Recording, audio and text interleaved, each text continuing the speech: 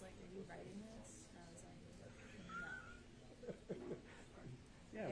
We'll go. We'll put it up 3 o'clock this afternoon. Yeah. What do you think? When everybody else goes out that way. Look how many positions are there? This is more.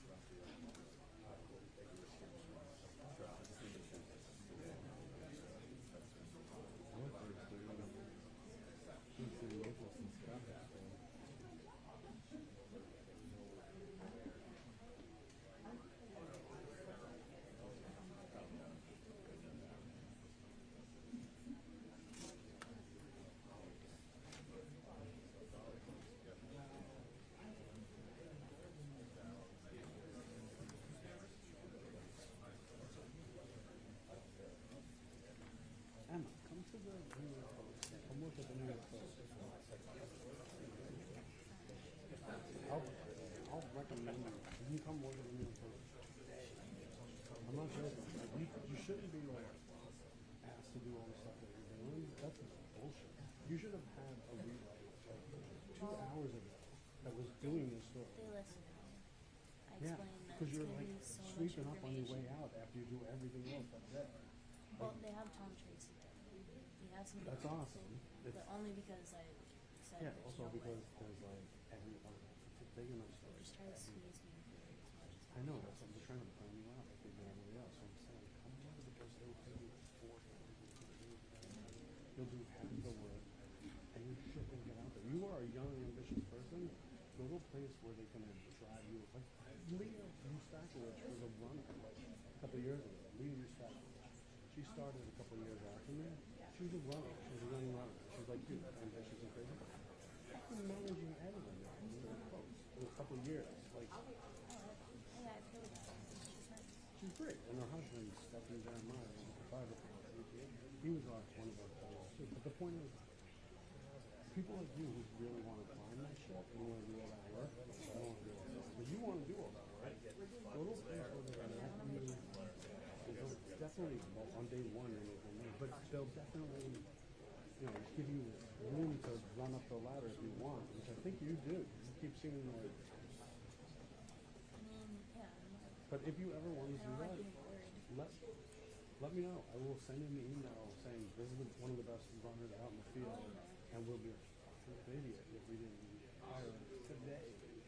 Just don't pay her as much as me because that would really piss me off.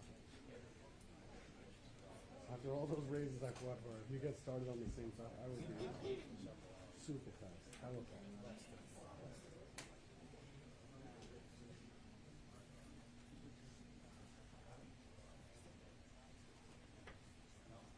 Sort of benefits insurance better than insurance.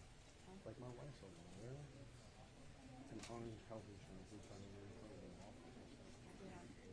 No, we're on hers for some things, but like some of the stuff that we get offered is better than hers. And she works for like a diamond company, crazy. Oh, sorry. That's alright. I thought you were trying to get my attention. I'm like, what's up, dude? Good to see you. Hey, how's it going? Good to see you. It sounds like we're going to see more of you out here in Long Island with the post. Nah, just for this story. Just this stuff. Yeah. You're not joining the Long Island? Oh, I saw that story. I hope to God I'm not the one. No. It's not gonna be you? I think it would be more than just one guy. I think it would be like a bunch of people, right? Probably. I don't know. I think it would be teams. Like they'll set up a bureau out here. Yeah, you should apply. Oh yeah, your connections out here, they'd be done not to take you.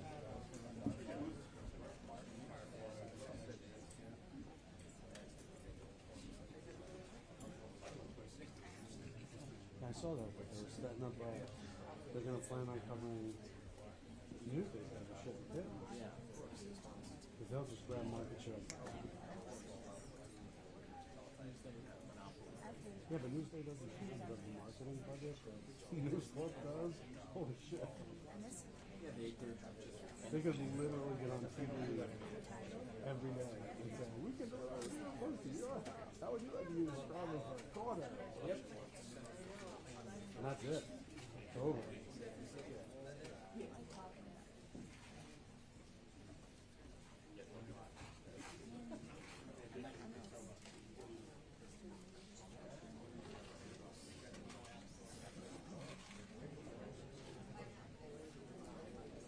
I think the best sales line for any newsday subscriber would be, how would you like to read the paper and get all the news in less than 8 hours? Because Newsday is like this fast. Yeah.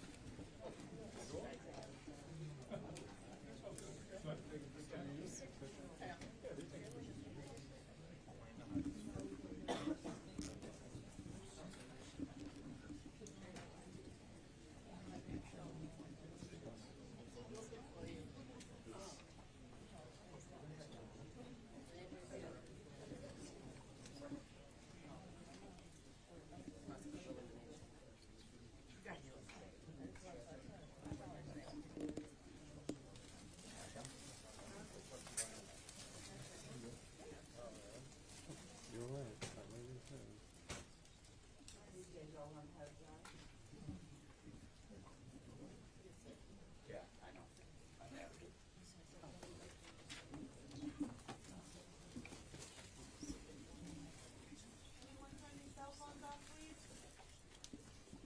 That's one right now.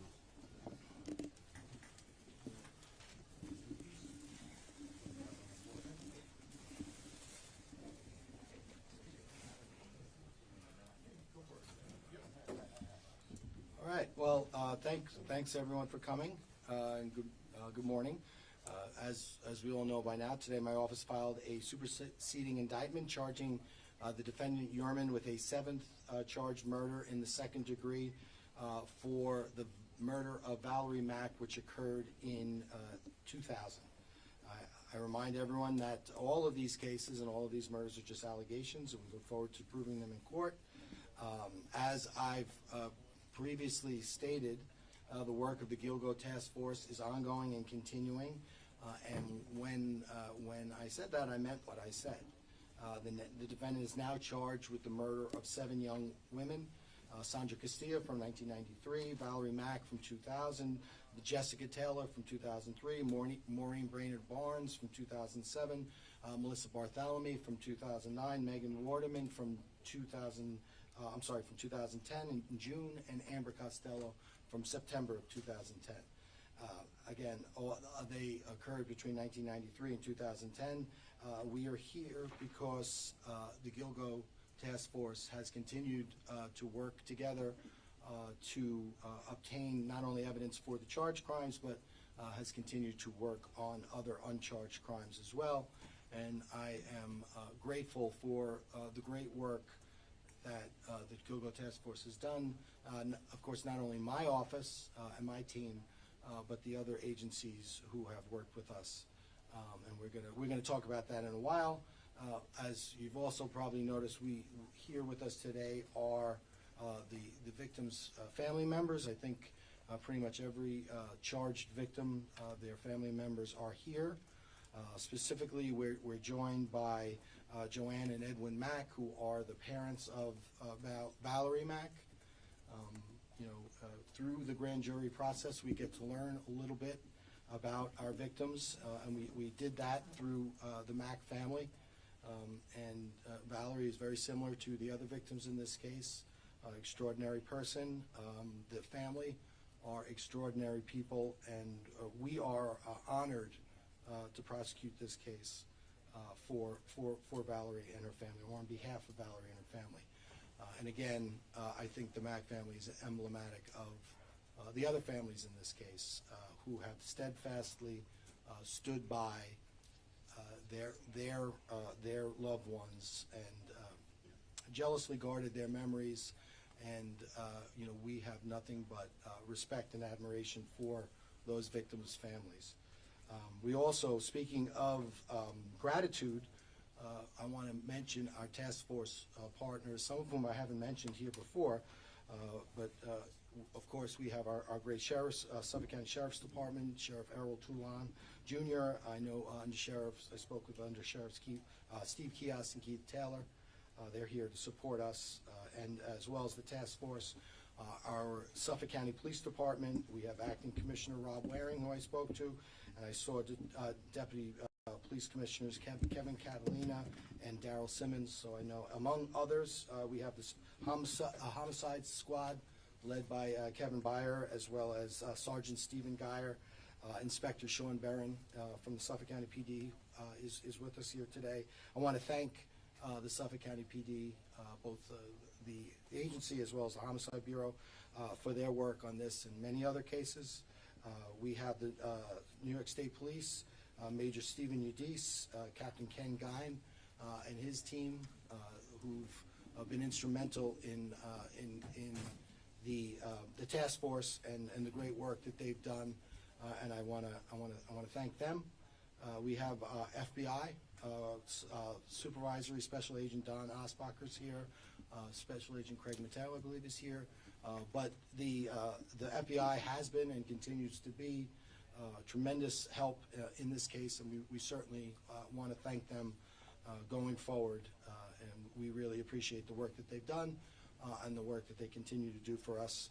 United States Secret Service, I don't know if they're here, but they've been assisting with a lot of the electronic devices, so we want to certainly thank them as well.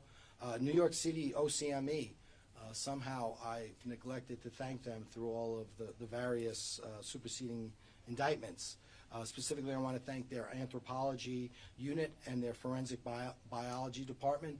They were working here in Suffolk during the commission of many of these crimes, and so they've come back to Suffolk to assist us in our investigation and prosecution of these cases, and they've done a tremendous job, and we certainly want to thank them, as well as our medical examiner's office in Suffolk County, led by Odette Hall. Dr. Hall has been tremendous in this case. Of course, our own Suffolk County Crime Lab with Director Constance Dinkle and her team.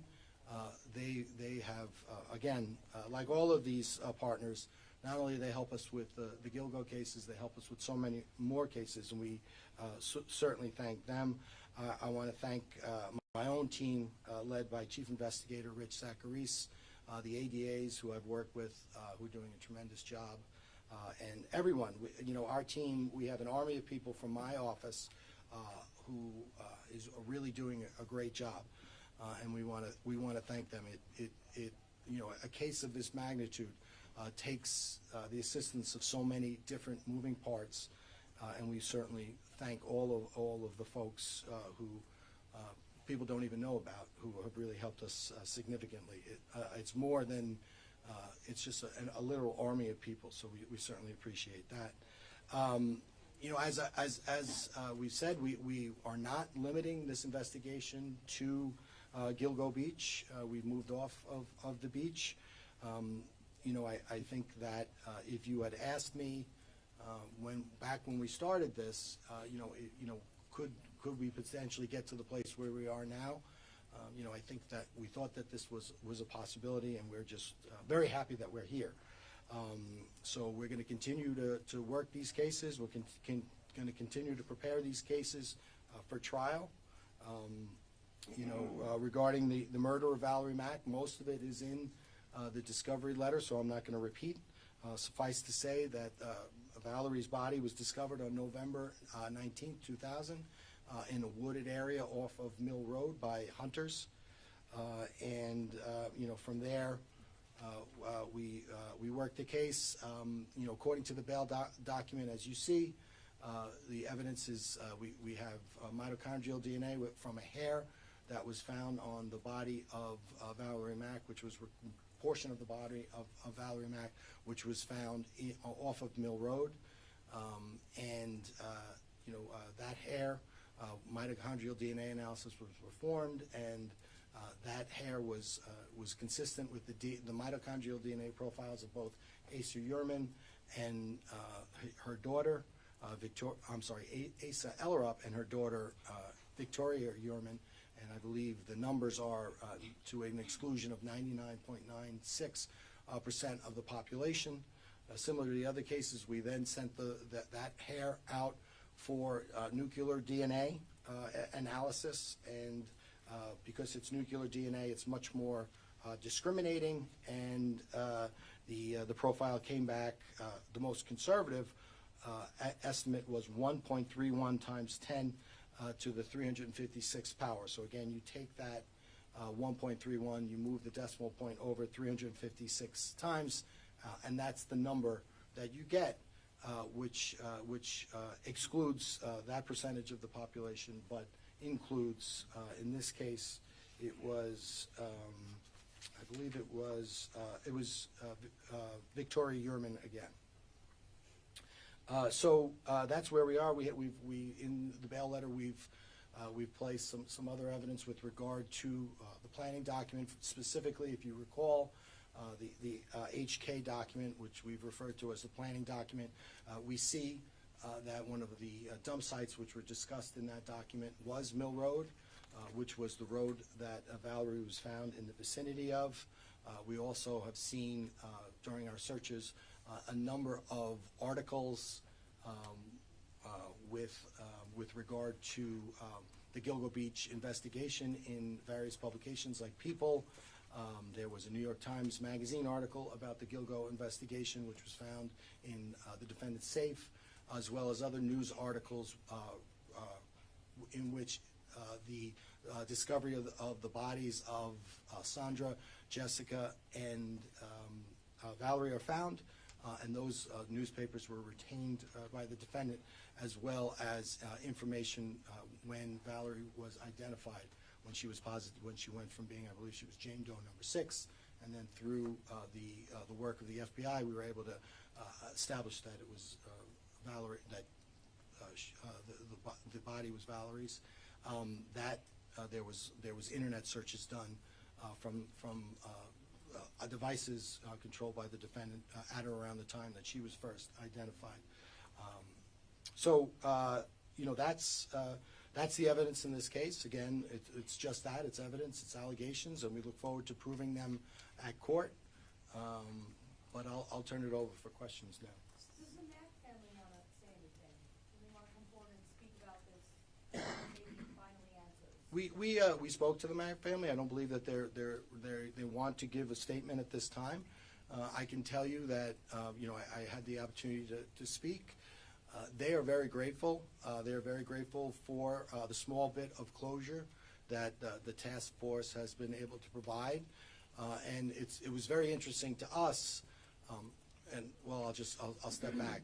They're thankful for all the investigators, stemming right back from the very origins of the case, and the diligent work that was done in this case, and they're grateful for that. And I had the opportunity to share with the Mack family the reactions of some of the older investigators when we reached out to them and told them that we had gotten some traction in the case. The excitement on those, you know, the palpable excitement that we got from those investigators, you know, made it obvious to us that, you know, the lives of these women matter. We as investigators, we understand that. Obviously, no one understands it more than the families. So, again, we're just, delighted and honored and privileged to be able to work with these families. And again, there's not so much we can do, but at least we provide them with a small measure of closure. Sir, in the bail application, the evidence and the allegations you mentioned, things that are found either in the home or his office. I wasn't sure if that was the Manhattan office, but you talked also about the newspaper articles. There was evidence of a plumber being called to the home. Could you go over any of that? Yeah, so, if you look at the planning document, it's discussed foam, drain foaming cleaner, and,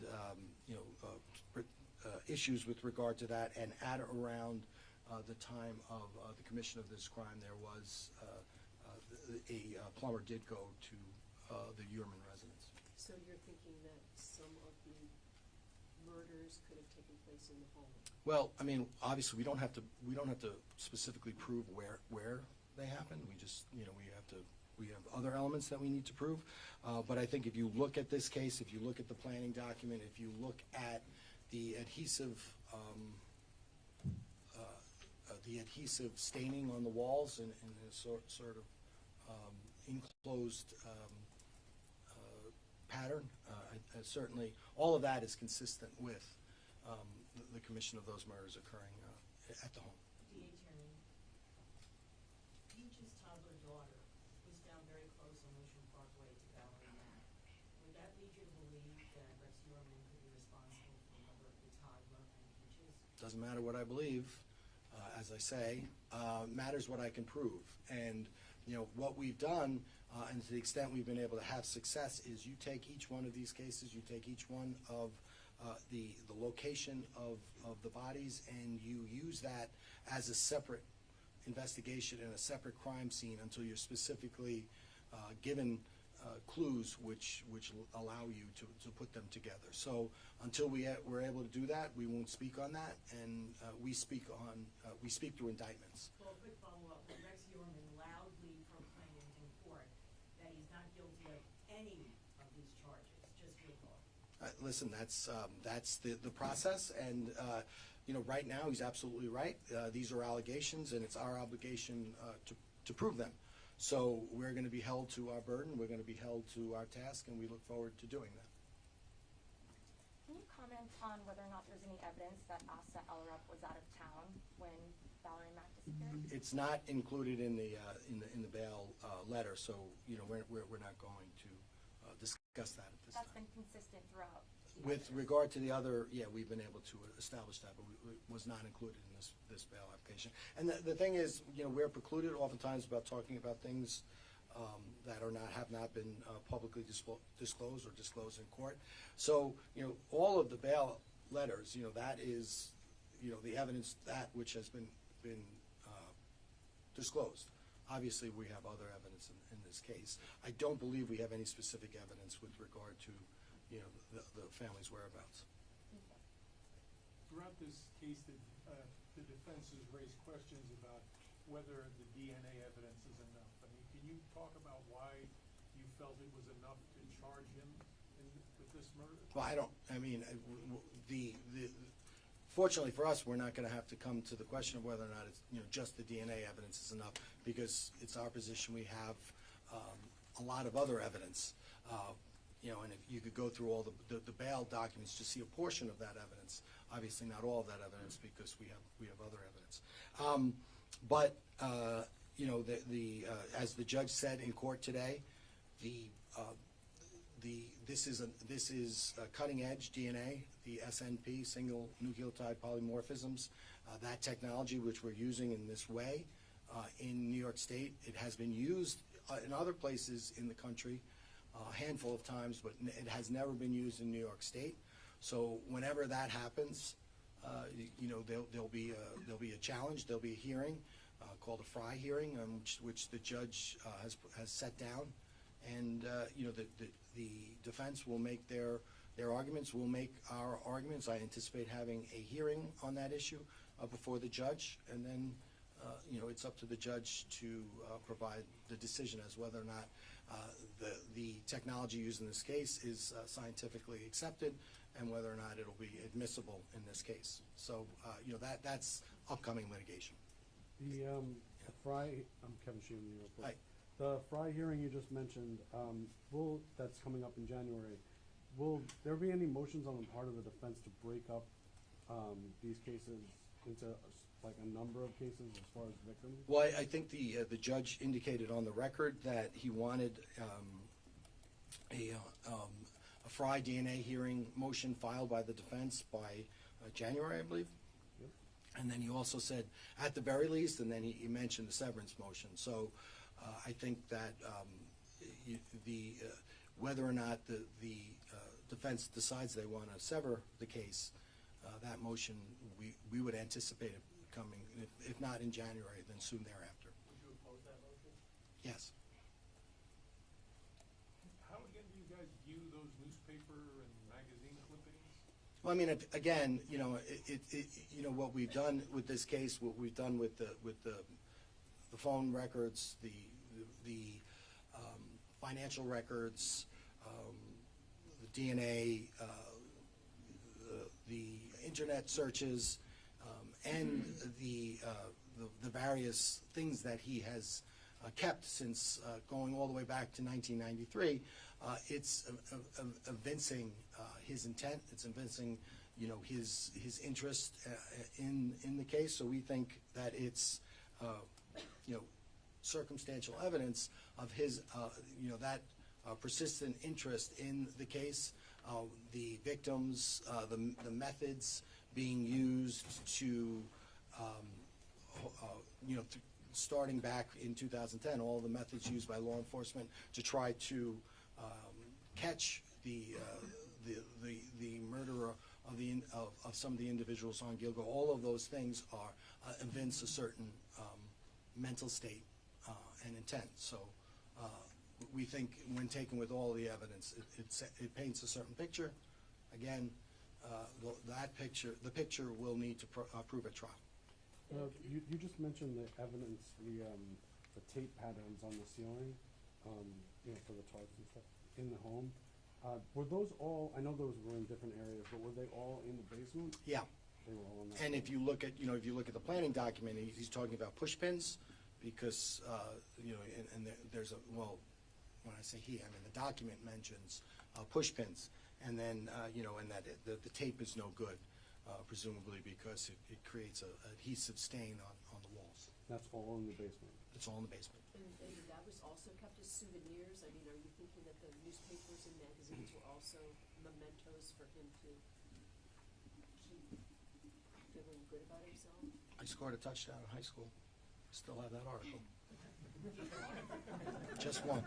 Do you have that with you? You mentioned in the papers that he had visited the Suffolk Gilgo site. Is there a number? I'm sorry? In the papers today, it said that he had visited the Gilgo site. Yes. The police department. At around significant times in the investigation. So is there a number of times that he visited the site? Timing was along with Mac's findings. Yeah, I believe it was the identification of Valerie Mack as the victim. Was there other times after the? I believe there was. I don't specifically have that information for you. We can get that for you, though. Do you have any anticipation when this is finally going to go to trial, or are you content to sort of leave it like this while you investigate numerous other murders? No, I'm not content at all. And it doesn't really matter whether I'm content or not. It matters whether the judge is content. And I can tell you the judge is less than content. And that's his job. This is a very active and aggressive judge that tries many cases throughout the year, and he's eager to try this case. So he's doing his job, and he's pushing us.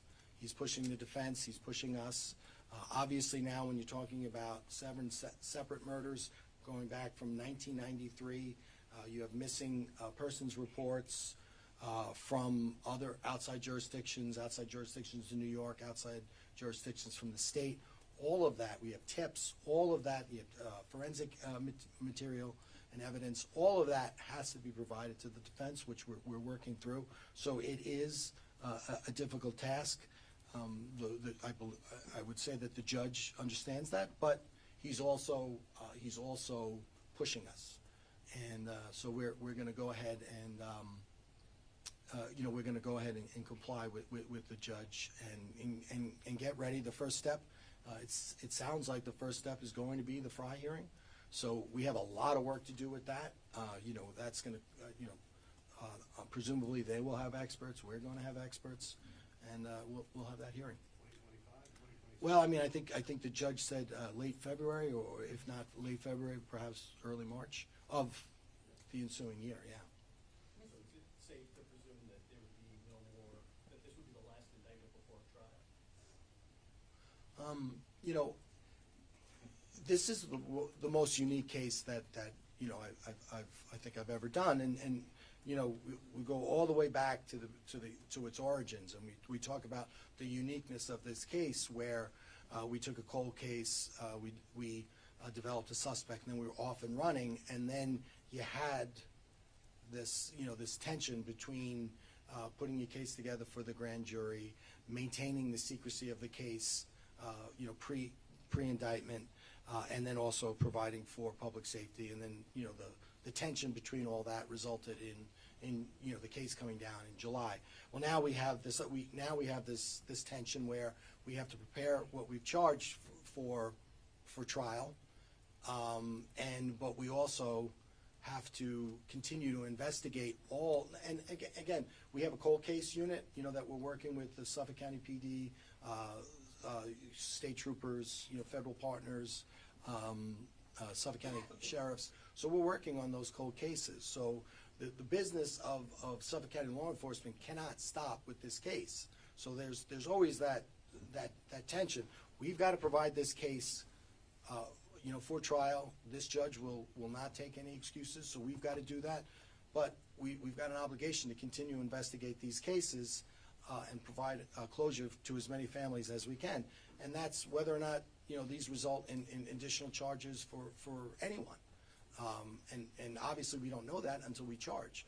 But that the answer to that question unfortunately changes on a daily basis depending upon the evidence we receive and the input we receive. Has the judge indicated at all, let's get this moving? I mean, he's going to press up the judge.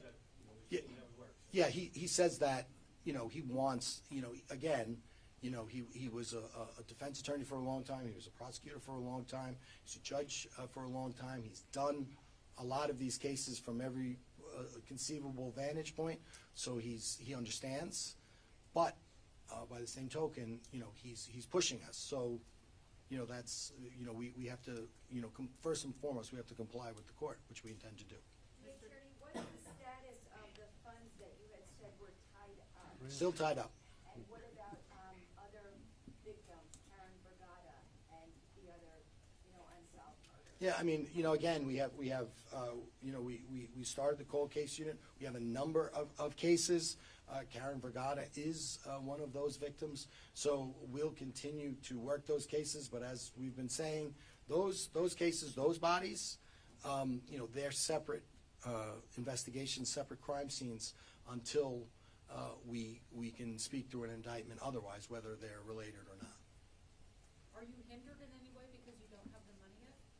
I mean, I think to a certain extent, law enforcement, everybody in life is hindered because you never have enough resources. But, I think we're managing very well. It would be nice to have that money, but we have great partners. We have our Suffolk County executive, our Suffolk County legislature is very sympathetic to what we're doing. So, it would be great to have that money, but it's not like, if something needs to be done, it gets done. The big difference, I think, is it's just, as far as, it's not, rocket science providing all of this digital evidence, but it is important and it's specific work, and the more hands you have on it, the quicker it'll get done, and having that federal money would be very helpful in that regard. DA, I just wanted to give others an option to speak if they want to. I know Valerie Mack's family are not ready. Are there I think Ms. Allred is going to be having a press conference after me, so I believe she represents most of the victims in this case, so I'll leave that to her and to them. So in the new bail application, one of the articles, it indicated that it was found in the basement vault. Can you clarify, is that like a vault where, is it the entire thing? Is this where you found the tape and the push pins? Like, can you No, that's elaborate on the vault? yeah, the vault is just where the gun vault. Okay, so that's So where it things was were behind it was locked. So in addition to the guns, there There were other there things was you locked in there? that specific document, among other things. So it was in the gun vault in a safe, inside the gun vault? Well, Inside the building. it was inside the gun vault. But not locked in the safe inside? And, well, the gun vault, in effect, is a giant safe. DA? Yes? You've said that the evidence is leading you to believe that murders could have taken place in the basement, with the adhesive tape stains and the reference to push pins.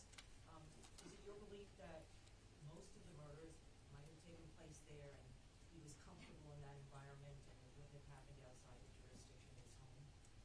Well, again, belief and you look at the HK document and you look at, the HK document evinces two things. Clearly, it evinces intent, most obviously, but it also evinces careful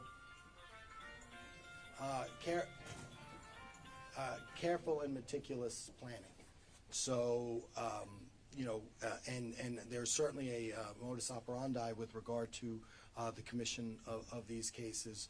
Certainly, there are a lot of similarities between, Jessica and Valerie, and I think that's, and again, the victims that were found off of Gilgo, or at least partially, in some instances, that we found them earlier, right? So we had more evidence, more indication of what happened to them.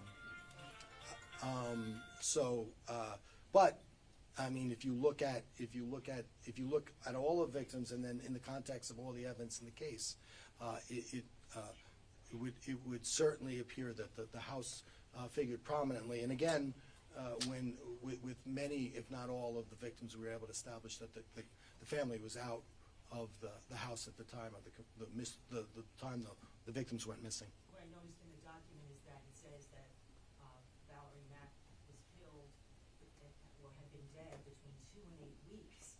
And so that suggests a longer period of time of when she was actually killed. I mean, do you have any reason to believe she was kept in the house for a long time before she was brought to the woods? Yeah, well, we're not going to speak to that. I mean, I think we the only thing we're able to do is estimate through forensic experts, given the condition of the crime scene, and that's where that 2 and 8 period time frame comes from.